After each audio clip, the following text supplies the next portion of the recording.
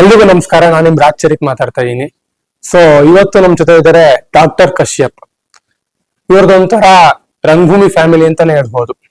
ಇವರ ತಾಯಿ ಬಂದು ಶೋಭಾ, ತಂದೆ ಬಂದು ವೆಂಕಟೇಶ್ ಅಂತ, ಹಾಗೆ ಇವರ ಸಹೋದರಿ ಬಂದು ಸುಷ್ಮಾ ಅಂತ, ಹಾಗೆ ಅವರ ಧರ್ಮಪತ್ನಿ ಕೂಡ ಥಿಯೇಟರ್ ಅಲ್ಲೇ ಇದ್ದಾರೆ.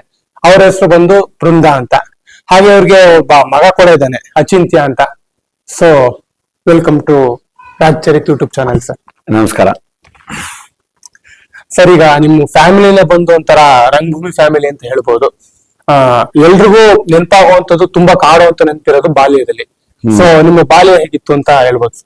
ಬಾಲ್ಯದಲ್ಲಿ ನಾನು ಅಂದ್ರೆ ನಮ್ಮ ತಾತ AS ಮೂರ್ತಿ ಅವರು, ಸೊ ಅವರ ಗರಡಿಯಲ್ಲಿ ಪಳಗ್ದಂತವನು. ಸೊ ಮುಂಚೆ ಬಾಲ್ಯ ಅಂತ ಅಂದಾಗ ನನಗೆ ನೆನಪಾಗೋದು, ನಾವು ಒಂದು 3 ವರ್ಷ ಮುಂಚೆ ಡೆಲ್ಲಿಲಿ ಇದ್ವಿ. ಸೊ ಆಗ ನಮ್ಗೆ ರಂಗಭೂಮಿ ಅನ್ನಂಟು ಅಷ್ಟು ಇರ್ಲಿಲ್ಲ. ಆದ್ರೆ ನಮ್ಮ ತಾತ ಆಗಿಂದನೂ ಆಕಾಶವಾಣಿ ಈರಣ್ಣ ಕರ್ನಾಟಕದಲ್ಲಿ ಮೊದಲನೇ ಬಾರಿ ಬೀದಿ ನಾಟಕವನ್ನ ಪ್ರದರ್ಶನ ಮಾಡಿದ್ರು, ಬೀದಿ ರಂಗಭೂಮಿಯ ಭೀಷ್ಮ ಅಂತೆಲ್ಲ. ಸೊ ಆ ತರದ ಒಂದು ವಾತಾವರಣದಲ್ಲಿ ಬೆಳೆದಂತವ್ರು ನಾನು. ನಮಗೆ ಸಿಕ್ಕ ಬಾಲ್ಯ ತುಂಬಾ ಒಳ್ಳೆ ಬಾಲ್ಯ ಅಂತ ಹೇಳ್ಬೋದು. ತುಂಬಾ ಸಾಂಸ್ಕೃತಿಕವಾದ ಬಾಲ್ಯ. ಎಲ್ಲರೂ ಏನ್ ಹೇಳ್ತಾರೆ, ನಾವು ಕೆರೆನಲ್ಲಿ ಈಜ್ತಾ ಇದ್ವಿ, ಮರ ಹತ್ತಾ ಇದ್ವಿ, ಅಥವಾ ದೋಣಿಗಳನ್ನ ಬಿಡ್ತಾ ಇದ್ವಿ, ಅಥವಾ ತೈರು ಓಡಿಸ್ತಾ ಇದ್ವಿ ಅಂತೆಲ್ಲ, ಇದೆಲ್ಲನೂ ಮಾಡ್ತಾ ಇದ್ವಿ. ಜೊತೆಗೆ ನಮಗೆ ತುಂಬಾ ಒಳ್ಳೆ ಸಾಂಸ್ಕೃತಿಕ ವಾತಾವರಣ ಸಿಕ್ತು. ಅಂದ್ರೆ ನಮ್ಮ ತಾತನ ಮನೆಯಲ್ಲಿ ಹೇಗಿತ್ತು ಅಂತಂದ್ರೆ, ಒಂದ್ ಕಡೆ ನೋಡಿದ್ರೆ, ಒಂದ್ ಕಿಟಕಿ ನೋಡಿದ್ರೆ ಕಲಾಮಂದಿರ, ಸ್ಕೂಲ್ ಆಫ್ ಆರ್ಟ್ಸ್, ಕರ್ನಾಟಕದ ಮೊಟ್ಟ ಮೊದಲನೇ ಕಲಾಶಾಲೆ. ಅದು 1919ರಲ್ಲಿ ಪ್ರಾರಂಭ ಆಗಿದ್ದು, ಈಗ ಅದಕ್ಕೆ 100 ವರ್ಷ ಆಗಿದೆ. ಸೊ ಅದರ ಚಿತ್ರಗಳು, ಕಲಾವಿದರು ಅವರು ಕೆಲಸ ಮಾಡ್ತಾ ಅವರು ಚಿತ್ರಗಳನ್ನ ರಚಿಸ್ತಾ ಇರೋದನ್ನ ನೋಡ್ತಾ ಇದ್ವಿ. ಇನ್ನೊಂದ್ ಕಡೆ ನೋಡಿದ್ರೆ ಚಿತ್ರ ನಾಟಕ ತಂಡ, ಕರ್ನಾಟಕದಲ್ಲಿ ಮೊಟ್ಟ ಮೊದಲ ಬೀದಿ ನಾಟಕ ತಂಡ. ಸೊ ಅವರು ರಿಹರ್ಸಲ್ಸ್ ಮಾಡ್ತಾ ಇರೋರು, ತಾಲೀಮ್ ಮಾಡ್ತಾ ಇರೋರು, ಅಲ್ಲಿ ಸಮಾಜದ ಕಳಕಳಿ ಹೇಗೆ ಅಥವಾ ನಟ ಹೇಗೆ ರೂಪುಗೊಳ್ತಾನೆ ಬೀದಿ ರಂಗಭೂಮಿಲಿ ಅಂತ ನೋಡ್ತಾ ಇದ್ವಿ.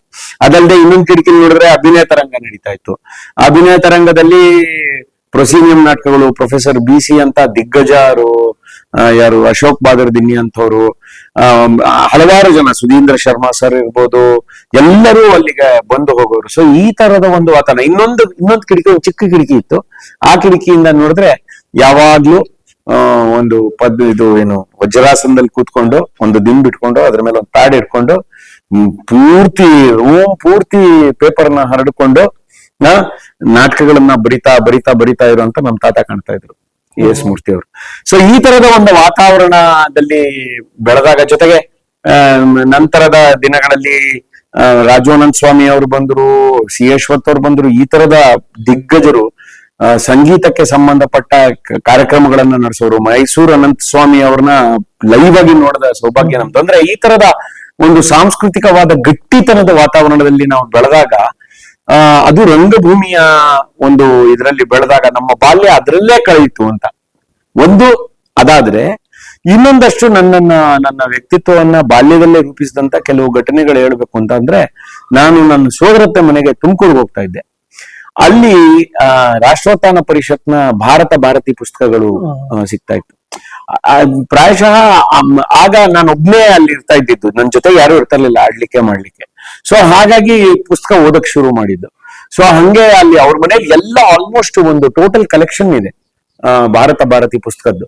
ಸೊ ಅದರಿಂದ ವಿವೇಕಾನಂದರಿಂದ ಹಿಡಿದು ಬಾದಲ್ ಸರ್ಕಾರ್ ಇರ್ಬೋದು, ಅಥವಾ ಬೇರೆ ಬೇರೆ ಬೇರೆ ತರದ್ ಯೋಗಿಗಳ ಆತ್ಮಕಥೆ ಇರ್ಬೋದು, ಅಥವಾ ಏನು ಸ್ವಾಮೀಜಿಗಳದ್ದು ಇರ್ಬೋದು, ಅಥವಾ ಸಾಂಸ್ಕೃತಿಕ ನಾಯಕರದ್ದು ಇರ್ಬೋದು, ಅಥವಾ ನಮ್ಮ ಸ್ವತಂತ್ರ ಹೋರಾಟಗಾರರ ಪುಸ್ತಕಗಳು, ಈ ತರದ ಹಲವಾರು ಪುಸ್ತಕಗಳನ್ನ ಓದಕ್ ಶುರು ಮಾಡಿದೆ. ಓದಿನ ಗೀಳು ಅಲ್ಲಿಂದನೇ ಪ್ರಾರಂಭ. ಯಾಕಂದ್ರೆ ಈಗ ಒಂಟಿಯಾಗಿರೋದೇ ಇಲ್ಲ ಮಕ್ಕಳು, ಯಾವಾಗ್ಲೂ ಮೊಬೈಲ್ ಇದ್ದೇ ಇರುತ್ತೆ. ಅವಾಗ ಏನು ಇರ್ಲಿಲ್ಲ. ಸೊ ಒಂಟಿಯಾಗಿದ್ದಾಗ ಪುಸ್ತಕಗಳು ನನ್ನ ಜೊತೆಯಾಗಿ, ಆಗ ಅಂದ್ರೆ ನಾನು ಹೇಳ್ತಾ ಇರೋದು, ನಾನು 6ನೇ ಕ್ಲಾಸ್ 7ನೇ ಕ್ಲಾಸ್ ಇದ್ದಂತ ಟೈಮ್ನಲ್ಲಿ ಆಗ ಓದಕ್ಕೆ ಪ್ರಾರಂಭ ಮಾಡಿದ್ದು. ಸೊ ಹಾಗೆ ಆ ತರದಲ್ಲಿ ನನ್ನ ಬಾಲ್ಯವನ್ನ ನೆನೆಸ್ಕೊಳ್ಳೋದಕ್ಕೆ ಇಷ್ಟಪಡ್ತೀನಿ. ನಾನು ಓದಿದ್ದು ಇಲ್ಲೇ ಸೇಂಟ್ ಜಾನ್ ಸ್ಕೂಲ್ ನಲ್ಲಿ. ನಂತರ ಹೈಸ್ಕೂಲ್ಗೆ ಹೋದಾಗ ಬೇರೆ ತರದ ಅನುಭವಗಳು, ಸೈಕಲ್ ನಲ್ಲಿ ಓಡಾಡ್ತಾ ಇದ್ದಿದ್ದು, ಇದೆಲ್ಲ ಬಾಲ್ಯ ಅಂದ ತಕ್ಷಣ ನನಗೆ ಇದೆಲ್ಲನೂ ನೆನಪಾಗತ್ತೆ ಅಂತ ಹೇಳಕ್ಕೆ ಇಷ್ಟಪಡ್ತೀನಿ. ಅಂದ್ರೆ ಬೀದಿ ನಟ ನಾನು 8ನೇ ಕ್ಲಾಸ್ನಲ್ಲಿ ಅಥವಾ 8 ವರ್ಷದವನಾಗಿದ್ದಾಗ್ಲೇ ಮೊದಲನೇ ಸಲ ಕ್ಯಾಮ್ರಾನ ಫೇಸ್ ಮಾಡಿದವನು. ಜಿಗಿ ಜಿಗಿ ಜಿಗಿ ಬೊಂಬೆ ಆಟ ಅಂತ ದೂರದರ್ಶನದಲ್ಲಿ ಬರ್ತಾ ಇತ್ತು. ಅದ್ರಲ್ಲಿ ಒಂದು ಸಣ್ಣ ಪಾತ್ರ ಮಾಡಿದ್ದೆ. ಅದು ನನ್ನ ಫಸ್ಟ್ ಟಿವಿ ಅಪಿಯರೆನ್ಸ್ ಅಂತ ಹೇಳ್ಬೋದು. ಆದ್ಮೇಲೆ ನಾನು 6ನೇ ಕ್ಲಾಸ್ 7ನೇ ಕ್ಲಾಸ್ ಅಲ್ಲಿ ಇದ್ದಾಗೆ ರಂಗಭೂಮಿಯ ಹೆಸರಾಂತ ನಿರ್ದೇಶಕರಾದ ವಿ ರಾಮಮೂರ್ತಿ ಅವರು, ಲೈಟ್ ಡಿಸೈನರ್, ತುಂಬಾ ಒಳ್ಳೆ ಸಂಗೀತಗಾರರು, ಅವರು ಅಭಿನಯ ರಂಗಕ್ಕೆ ಒಂದು ನಾಟಕ ತಗೊಂಡಿದ್ರು, ಟೋಪಿ ಆಟವಯ್ಯ ಅಂತ ಹೇಳಿ. ಅದ್ರಲ್ಲಿ ಒಂದ್ ಸಣ್ಣ ಪಾತ್ರ ಮಾಡಿಸಿದ್ರು ನನ್ನ ಕೈಲಿ. ಅಂದ್ರೆ ಹೀಗೆ ರಂಗಭೂಮಿ ಅಂದ್ರೆ ಏನೋ ಒಂದು ಬೇರೆ, ಅಲ್ಲಿಗೆ ನಾನು ಹೋಗ್ಬೇಕು ಅನ್ನೋದಿಲ್ವೇ ಇಲ್ಲ. ರಂಗಭೂಮಿ ಒಂದು ಮನೆಯಾಗಿ, ನೀವು ಹೇಳಿದ್ರಲ್ಲ ಒಂದು ರಂಗಮನೆ ಅಂತ, ಒಂದು ಆ ತರದ ವಾತಾವರಣದಲ್ಲೇ ಬೆಳೆದ ಹಲವಾರು ಬಾಲ್ಯದ ಇನ್ಸಿಡೆಂಟ್ಗಳು ನನಗೆ ನೆನಪಾಗ್ತವೆ. ಸೊ ಹಾಗೆ ನನ್ನ ಬಾಲ್ಯ ಕಳೀತು ಅಂತ ಹೇಳ್ಬೋದು. ಖುಷಿ ಆಯ್ತು ಸರ್. ಈಗಿನ ಮಕ್ಳು ಬಾಲ್ಯ ನೋಡಿದ್ರೆ ಇಂದು ನೋಡಿದ್ರೆ ತುಂಬಾ ವ್ಯತ್ಯಾಸ ಇದೆ ಸರ್. ನೀವು ಹೇಳಿದ್ರೆ ನಮ್ ತಾತ AS ಮೂರ್ತಿ ಅಂತ, ಅವರು ಎಲ್ರಿಗೂ ಗೊತ್ತು, ದೊಡ್ಡ ದಿಗ್ಗಜರು ಅಂತ. ಸೊ ನಿಮ್ ಫ್ಯಾಮಿಲಿ ಬಗ್ಗೆ ಪರಿಚಯ ಮಾಡ್ಕೊಡ್ಬೋದು ಸರ್? ಅದು ಯಾರ್ಯಾರು ಸರ್? ನನ್ನ ಮುತ್ತಾತ, ನಮ್ಮ ತಾಯಿ ಕಡೆ ಹೇಳೋದಾದ್ರೆ ನಮ್ಮ ಮುತ್ತಾತ ಆನಾ ಸುಬ್ಬರಾವ್, ಅವರು ಕರ್ನಾಟಕದ ಮೊಟ್ಟ ಮೊದಲ ಕಲಾಶಾಲೆ ತೆಗೆದವರು. ಅಷ್ಟೇ ಅಲ್ಲ, ಅವತ್ತಿನ ಕಾಲಕ್ಕೆ ಕಲಾ ಅನ್ನೋ ಒಂದು ಮಾಸಪತ್ರಿಕೆ, ಅಂದ್ರೆ ಬರೀ ಕಲೆಗೆ ಸಂಬಂಧಪಟ್ಟ ಮಾಸಪತ್ರಿಕೆಯನ್ನ ತಂದವರು ಕಲಾ ಅಂತ. ಅದಲ್ಲದೆ ಸರ್ ಎಂ ವಿಶ್ವೇಶ್ವರಯ್ಯ ಅವರ ಇದರಲ್ಲಿ ಅವರು ಇದು ಏನು ಫ್ರೇಮ್ದು ಒಂದು ಫ್ಯಾಕ್ಟರಿ ಸಹ, ಅಂದ್ರೆ ಇಂಡಸ್ಟ್ರಿಯಲಿಸ್ಟ್ ಸಹ ಆಗೋ ಪ್ರಯತ್ನ ಮಾಡಿದ್ರು. ಪಕ್ಕಾ ಗಾಂಧಿವಾದಿ. ಮತ್ತೆ ಅವರು 90 ವರ್ಷದ ತನಕ ಸೈಕಲ್ ನಲ್ಲೇ ಓಡಾಡ್ತಾ ಇದ್ರು. ಸೊ ಆ ತರದ ಒಂದು ಬೇರು ನಮ್ದು ಅಂತ ಹೇಳ್ಕೊಳಕ್ ನನಗೆ ತುಂಬಾ ಹೆಮ್ಮೆ ಆಗುತ್ತೆ. ಅದಲ್ಲದೆ ಅವರ ಮಗ AS ಮೂರ್ತಿ ಅವರು, AS ಮೂರ್ತಿ ಅವ್ರ ಬಗ್ಗೆ ಎಲ್ಲ ಗೊತ್ತು. ಬೀದಿ ನಾಟಕ ಇರ್ಬೋದು, ಅಥವಾ ಹಾಸ್ಯ ನಾಟಕ ಇರ್ಬೋದು, ಅಥವಾ ಸಾಮಾಜಿಕ ಕಳಕಳಿ ಉಳ್ಳ ಬೇರೆ ತರದ ನಾಟಕಗಳಿರ್ಬೋದು. ಆಮೇಲೆ ಅವ್ರು ಮಾಡಿರೋ ಕೆಲಸಗಳು ಹಲವಾರು ತುಂಬಾ ಇದೆ. ಅದು ಪತ್ರಿಕೋದ್ಯಮ ಇರ್ಬೋದು, ನಾಟಕ ಶಾಲೆ ತೆಗೆದಿದ್ದಿರ್ಬೋದು, ಮಕ್ಕಳಿಗಾಗಿ ಈ ನಾಟಕ ಬಿಂಬ ಶುರು ಮಾಡಿದ್ದಿರ್ಬೋದು. ಈ ತರದ ಹಲವಾರು ಕೆಲಸಗಳನ್ನ ಅವರು ಮಾಡ್ದಂತವ್ರು. ಅಫ್ಕೋರ್ಸ್ ಅವ್ರ ನಾಟಕಗಾರರು ಹೌದು, ಬೀದಿ ನಾಟಕದಲ್ಲಿ ಹೋಗಿ ಅವರೇ ಪಾತ್ರನೂ ಸಹ ಮಾಡೋರು. ಅವರಿಂದ ಬಹಳ ಕಲ್ತಿರೋದೇ ನಾನು. ಸೊ ಅವರ ಮಗಳು ನಮ್ ತಾಯಿ ಶೋಭಾ ವೆಂಕಟೇಶ್. ಅಮ್ಮ ಮುಂಚೆ ಕೆನರಾ ಬ್ಯಾಂಕ್ ಅಲ್ಲಿ ಇದ್ರು, ಅದಾದ್ಮೇಲೆ ಡೆಲ್ಲಿಗೆ ಹೋದ್ರು, ಅಲ್ಲಿ ಕನ್ನಡ ಸಂಘ ಪ್ರಾರಂಭ ಮಾಡಿದ್ರು, ಆಮೇಲೆ ಕರ್ನಾಟಕ ಲೇಖಕಿಯರ ಸಂಘದ ಕಾರ್ಯದರ್ಶಿಗಳಾಗಿ ಕೆಲಸ ಮಾಡಿದವರು. ನಂತರ ವಾಪಸ್ ಬಂದು ಇಲ್ಲಿ ವಿಜಯನಗರ ಬಿಂಬ ಪ್ರಾರಂಭ ಮಾಡಿದ್ರು. ವಿಜಯನಗರದಲ್ಲಿ ಬಿಂಬ ಪ್ರಾರಂಭ ಮಾಡಿ AS ಮೂರ್ತಿ ಅವರು, ಅಂದ್ರೆ ನಮ್ಮ ತಾತ ಜೊತೆಯಾಗಿ ಅವರು ಪ್ರಾರಂಭ ಮಾಡಿದ್ರು.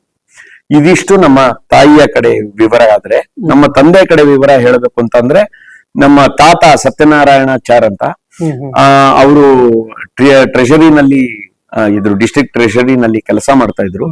ಮತ್ತೆ ನನ್ನ ಅಜ್ಜಿ, ಅವ್ರನ್ನ ನೆನ್ಸ್ಕೊಳ್ಲೇಬೇಕು, AS ಮೂರ್ತಿ ಅವರ ಹೆಂಡತಿ ಕಮಲಮ್ಮ, ಅವನು ನೆನ್ಸ್ಕೋಬೇಕು ನಾನು. ಯಾಕಂದ್ರೆ ಬೇಸಿಗೆ ರಜದಲ್ಲಿ ಅಲ್ಲಿ ಹೋಗ್ಬಿಟ್ರೆ ಬಹಳ ಕಾಟ ಕೊಡ್ತಾ ಇದ್ವಿ ನಾವೆಲ್ಲ ಸೇರ್ಕೊಂಡು. ನಾನು, ಪಲ್ಲವಿ, ಈಗ ತುಂಬಾ ಒಳ್ಳೆ ಗಾಯಕಿ ಪಲ್ಲವಿ ಇರ್ಬೋದು, ಅಥವಾ ಸುಷ್ಮಾ, ನೀವ್ ಹೇಳಿದ್ರಲ್ಲ ನನ್ನ ತಂಗಿ, ಈಗ ಡಾಕ್ಟರ್ ಸುಷ್ಮಾ PSU ನಲ್ಲಿ ಇದ್ ಮಾಡ್ತಿದ್ದಾಳೆ, ಅವ್ರ ಇರ್ಬೋದು, ಎಲ್ಲ ಸೇರ್ಕೊಂಡು ಹೇಗೆ ಗಲಾಟೆ ಮಾಡ್ತಾ ಇದ್ವಿ. ಆದ್ರೆ ಕಮಲಮ್ನವರು ಆಗ ಎಷ್ಟು ಕಷ್ಟ ಇರೋದು ಅಂದ್ರೆ ಅವ್ರಿಗೆ, ತಾತ ಸುಮ್ನೆ ಅವ್ರ ಫ್ರೆಂಡ್ಸ್ ನೆಲ್ಲ ಕರ್ಕೊಂಡ್ ಬಂದ್ಬಿಡೋದು. ಫ್ರೆಂಡ್ಸ್ ಅಂದ್ರೆ ಯಾರು? ಕಿರಂ ನಾಗರಾಜು, NS ಲಕ್ಷ್ಮೀನಾರಾಯಣ್ ಭಟ್ರು, ಈ ತರದವ್ರು. ಆಮೇಲೆ ಯಾರು ನಿಸಾರ್ ಅಹಮದ್ ಅವರು, ಗಿರೀಶ್ ಕಾರ್ನಾಡು, ಇವರೆಲ್ಲ ಬಂದ್ಬಿಡ ಕಮಲೋ ಕಾಫಿ ಅನ್ನೋರು. ಅಲ್ಲಿ ಹಾಲಿತ್ತೋ ಕಾಫಿ ಇತ್ತೋ ಯಾವತ್ತೂ ತಲೆ ಕೆಡ್ಸ್ಕೊಂಡವ್ರಲ್ಲ. ಆದ್ರೆ ಕಮಲಮ್ಮ ಯಾವತ್ತೂ ನಮ್ಮನ್ನ ತುಂಬಾ ಪ್ರೀತಿಯಿಂದ ನೋಡ್ಕೊಂಡ್ರು. ತುಂಬಾ ಬಡತನ ಇದ್ರೂನು ಆ ಬಡತನ ನಮ್ಗೆ ತೋರಿಸ್ಲಿಲ್ಲ ಅವರು. ಸೊ ಆತರ. ಈ ಕಡೆ ಬಂದ್ರೆ ನಮ್ಗೆ ಸತ್ಯನಾರಾಯಣಾಚಾರ್ ಅಂತ, ಅವರು ಡಿಸ್ಟ್ರಿಕ್ಟ್ ಟ್ರೆಷರಿನಲ್ಲಿ ಇದ್ರು. ಅದಾದ್ಮೇಲೆ ಸರಳಾಬಾಯಿ ಅಂತ, ಅವರು ನಮ್ಮ ಅಜ್ಜಿ. ಈ ಆಕ್ಚುಲಿ ನಮ್ಮ ಆಪ್ತರಂಗ ಮಂದಿರದ ಹೆಸರು ಸರಳಾಂಗಣ, ಯಾಕಂದ್ರೆ ಅವ್ರ ಹೆಸರನ್ನೇ ಇಟ್ಟಿದೀವಿ. ಯಾಕಂದ್ರೆ ಅವತ್ತಿನ ಕಾಲಕ್ಕೆ ಅವರು ತುಂಬಾ ಓದ್ಕೊಂಡಿದ್ರು ಅಂತ ಹೇಳಿದ್ರೆ, ಈ ಹೇಗೆ ಅಂತ ಅಂದ್ರೆ, ಮುಂಚೆ ಎಲ್ಲ, ಇವಾಗೆಲ್ಲ ಪ್ಲಾಸ್ಟಿಕ್ ಕವರ್ ಅಲ್ಲಿ ಕೊಡ್ತಾರೆ, ಏನು ಗ್ರೋಸರಿ ಅಂಗಡಿ ಬಂದ್ರೆ ಅವಾಗೆಲ್ಲ ಪೊಟ್ನ ಕಟ್ಕೊಡೋರಲ್ಲ, ಆ ಪೊಟ್ನನ ತಗೊಂಡು ಅದ್ರಲ್ಲಿ ಓದೋರು. ಆಮೇಲೆ ಲೈಬ್ರರಿಗಳು ಅಂತ ಶುರುವಾದಾಗ ಲೈಬ್ರರಿ ಪುಸ್ತಕಗಳನ್ನ ತಂದು ಓದಿ, ನಮ್ ತಾತನೂ ಅಷ್ಟೇ, ನಮ್ಮ ಅಜ್ಜಿನೂ ಅಷ್ಟೇ, ನಮ್ಮ ಅಪ್ಪನೂ ಅಷ್ಟೇ, is a voracious reader. SR Venkatesh ಅಂತ, ಇವ್ರು ಸತ್ಯನಾರಾಯಣಾಚಾರ್ ಮತ್ತು ಸರಳಾ ಅವರ ಮಗ SR ವೆಂಕಟೇಶ್ ನಮ್ಮ ತಂದೆ.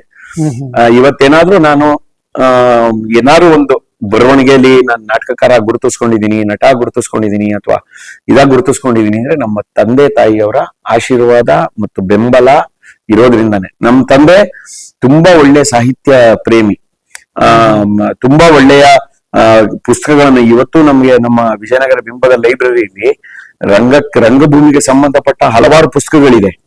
ಆದ್ರೆ ಅದಲ್ಲದೆ ಒಟ್ಟಾರೆಯಾಗಿ ಸಾಹಿತ್ಯ ಅಂತ ನೋಡಿದಾಗ ಶಿವರಾಮ್ ಕಾರಂತರು ಇರ್ಬೋದು, ಕುವೆಂಪು ಇರ್ಬೋದು, ಮಾಸ್ತಿ ಇರ್ಬೋದು, ಬೇಂದ್ರೆ ಇರ್ಬೋದು, ಎಲ್ಲ ಇದನ್ನ ಅಪ್ಪ ಅವತ್ತಿಂದನೂ ಕಲೆಕ್ಟ್ ಮಾಡ್ಕೊಂಡು ಬಂದಿದ್ದಾರೆ. ಸೊ ಹಂಗಾಗಿ ಇವತ್ತು ವಿಜಯನಗರ ಬಿಂಬದಲ್ಲಿ 1000 ಪುಸ್ತಕಗಳಿದ್ರೆ ಅದ್ರಲ್ಲಿ 600 ಪುಸ್ತಕ ಅಪ್ಪನ್ ಕಲೆಕ್ಷನ್ ಅಂತ ಹೇಳ್ಬೋದು. ಅಷ್ಟು ಒಳ್ಳೆಯ ಓದುಗರಾಗಿದ್ರು.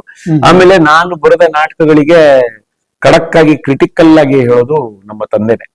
ಸೊ ಅದು ನನ್ನ ತಂದೆ ತಾಯಿ ವಿಚಾರ ಆದ್ರೆ, ಇನ್ನ ನನ್ನ ತಂಗಿ ಸುಷ್ಮಾ ತುಂಬಾ ಒಳ್ಳೆ ಕೊರಿಯೋಗ್ರಾಫರ್, ನನಗಿಂತ ಒಳ್ಳೆ ನಿರ್ದೇಶಕಿ. ತುಂಬಾ ಅವಳು ತುಂಬಾ ಮೇರು ಸ್ಥಾನದಲ್ಲಿ ಇವಾಗ PS ಯೂನಿವರ್ಸಿಟಿನಲ್ಲಿ ಪರ್ಫಾರ್ಮಿಂಗ್ ಆರ್ಟ್ಸ್ ಡಿಪಾರ್ಟ್ಮೆಂಟ್ ಅಲ್ಲಿ ಇನ್ಚಾರ್ಜ್ ಆಗಿ ಕೆಲಸ ಮಾಡ್ತಿದ್ದಾಳೆ. ನಂತರ ನನ್ನ ಹೆಂಡತಿ ಡಾಕ್ಟರ್ ಬೃಂದಾ, ಅವಳು ಆಕ್ಚುಲಿ ನಾನು ಡೆಂಟಲ್ ಸರ್ಜನ್, ಜೊತೆಗೆ ನನ್ನ ಹೆಂಡತಿನೂ ಡೆಂಟಲ್ ಸರ್ಜನ್. ನಮ್ದು ಇಲ್ಲೇ ಕ್ಲಿನಿಕ್ ಇದೆ ಫಸ್ಟ್ ಫ್ಲೋರ್ ನಲ್ಲಿ, ಶ್ರೀ ದಂತ ಚಿಕಿತ್ಸಾಲಯ ಅಂತ.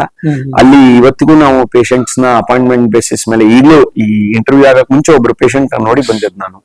ಸೊ ಹಾಗೆ ಆದ್ರೆ ನಾನೇನ್ ಅನ್ಕೊಂಡಿದ್ದೆ, ಮದ್ವೆ ಆದ್ರೆ ಒಬ್ರು ಡೆಂಟಿಸ್ಟ್ ಆಗ್ಬಿಡೋಣ, ಅವ್ರನ್ನ ಕ್ಲಿನಿಕ್ ಅಲ್ಲಿ ಕೂಡಿಸ್ಬಿಟ್ಟು ನಾನು ಈ ನಾಟಕ ಅದು ಇದು ಮಾಡ್ಕೊಂಡು ರಂಗಭೂಮಿ ಕೆಲ್ಸಗಳು ಮಾಡ್ಕೊಳಕ್ ಅನುಕೂಲ ಆಗತ್ತೆ ಅಂತ ಅವ್ರನ್ನ ಮದ್ವೆ ಆದೆ. ನೋಡಿದ್ರೆ ಅವ್ರಿಗೂ ಇದ್ರಲ್ಲಿ ಬಹಳ ಆಸಕ್ತಿ ಬಂದು ನಮ್ಮಲ್ಲಿ ವಿಜಯನಗರ ಬಿಂಬದಲ್ಲಿ ಡಿಪ್ಲೊಮಾ ಮಾಡಿ ಈಗ ಅವರು ಒಳ್ಳೆ ನಟಿ ಮತ್ತೆ ನಾಟಕಕಾರ್ತಿ, ನಿರ್ದೇಶಕಿಯಾಗಿ ಹೊರಹೊಮ್ಮುತ್ತಿದ್ದಾರೆ. ಅವರ ಸ್ಪೆಷಾಲಿಟಿ ಅಂದ್ರೆ ಪ್ರೀ ಪ್ರೈಮರಿ ಮಕ್ಕಳಿಗೆ ಅವರು ರಂಗಭೂಮಿಯನ್ನ ಹೇಳ್ಕೊಡ್ತಾರೆ. ಜೊತೆಗೆ ಎಲ್ಲ ಮಕ್ಕಳ ವಿಭಾಗವನ್ನ ಸಂಪೂರ್ಣ ನಮ್ಮ ವಿಜಯನಗರ ಬಿಂಬದ ಮಕ್ಕಳ ವಿಭಾಗವನ್ನ ಅವರೇ ಕ್ಯೂರೇಟ್ ಮಾಡೋದು, ಅಡ್ಮಿನಿಸ್ಟ್ರೇಟರ್ ಆಗಿ ಎಲ್ಲವನ್ನ ನೋಡ್ಕೊತಾ ಇದ್ದಾರೆ. ಸೊ ಹಾಗಾಗಿ ತುಂಬಾ ಒಳ್ಳೆ ಬಾಳ ಸಂಗಾತಿಯಾಗಿ ನಾನು ಇವತ್ತೇನಾದ್ರು ಹೆಚ್ಚಿನ ಶ್ರೇಯಸ್ಸನ್ನ ಪಡಿತಾ ಇದ್ದೀನಿ ಅಥವಾ ಯಶಸ್ಸನ್ನ ಪಡಿತಾ ಇದ್ದೀನಿ ಅಂದ್ರೆ ಅದಕ್ಕೆ ಅವರ ಕೊಡುಗೆನೂ ಬಹಳ ಇದೆ, ಅದನ್ನ ನಾನು ಹೇಳಲೇಬೇಕು. ಇನ್ನ ನನ್ನ ಮಗ ಅಚಿಂತ್ಯ, ಅವನೀಗ ಫಸ್ಟ್ PUC ಓದ್ತಾ ಇದ್ದಾನೆ. ಅವನಿಗೆ ನಾನು ಈಗಾಗ್ಲೇ ಹೇಳಿದ ಎಲ್ಲದರಲ್ಲೂ ಆಸಕ್ತಿ ಇದೆ. ಅಂದ್ರೆ ಪೇಂಟಿಂಗ್ ಮಾಡ್ತಾನೆ, ಹಾಡ್ತಾನೆ, ನಟನೆ ಮಾಡ್ತಾನೆ. ಸೊ ಆ ತರದ್ದು. ಆಮೇಲೆ ತುಂಬಾ ಒಳ್ಳೆ ಸ್ಪೋರ್ಟ್ಸ್ ನಲ್ಲಿದ್ದ, ನ್ಯಾಷನಲ್ ಲೆವೆಲ್ ಸ್ಪೋರ್ಟ್ಸ್ ಖೋಖೋನಲ್ಲಿ ಆಡ್ತಾ ಇದ್ದ. ಸೊ ಹೀಗೆ ಅಂದ್ರೆ ನನ್ನನ್ನ ನಾನು ಇದನ್ನೆಲ್ಲ ನಮ್ಮ ಫ್ಯಾಮಿಲಿ ಅಂತ ತಗೊಂಡಾಗ ನಮ್ಮ ಗಟ್ಟಿ ಬೇರು ಅಥವಾ ಒಂಥರ ಫಲವತ್ತಾದ ಒಂದು ಇದನ್ನ ನನಗೆ ಕೊಟ್ಟಿದೆ ಅಂತ ಹೇಳಕ್ ಇಷ್ಟಪಡ್ತೀನಿ. ನನ್ನ ಕುಟುಂಬದ ಬಗ್ಗೆ ನನಗೆ ಬಹಳ ಹೆಮ್ಮೆ ಇದೆ.